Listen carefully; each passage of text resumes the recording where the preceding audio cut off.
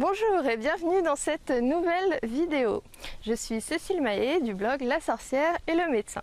Alors cette fois-ci, je vous emmène plutôt dans les zones sèches du sud de la Martinique à la rencontre d'un très bel arbre qui s'appelle le gommier rouge. Alors ce gommier rouge, c'est celui que vous allez voir derrière moi. Voilà.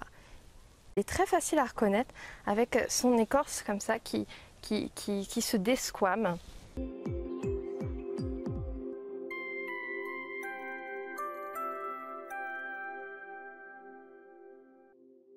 Aujourd'hui, je vous emmène à la découverte d'un arbre que j'ai rencontré à la fois à Cuba et qu'on a ici en Martinique.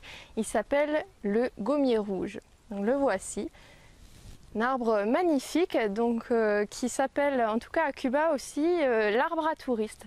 Alors, pourquoi l'arbre à touristes? Tout simplement, en fait, il y a eu dans les années 60 pas mal d'immigration russe, notamment en raison de la guerre froide et des accords qu'il y avait entre les deux pays. Et donc ces Russes avaient la peau bien blanche comme moi, et donc craignaient le soleil et voilà, rougissaient et pelaient. Et donc c'est pour ça que finalement on a donné ce nom-là à ce pauvre gommier rouge qui lui aussi a la peau rouge et tendance à peler. Donc du coup il est très facile à reconnaître dans le paysage, on le voit de loin. Alors, il s'appelle gommier, on en a vu un autre de gommier, c'est le gommier blanc.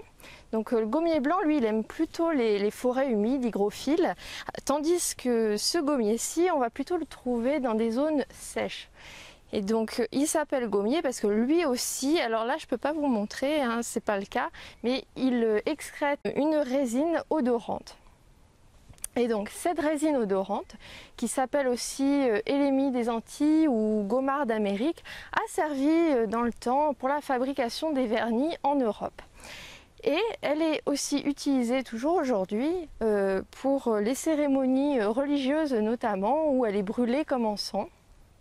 Elle a aussi des propriétés médicinales qui nous viennent des Indiens caraïbes, qui l'utilisaient déjà en cataplasme sur tout ce qui était entorse et douleurs musculaires.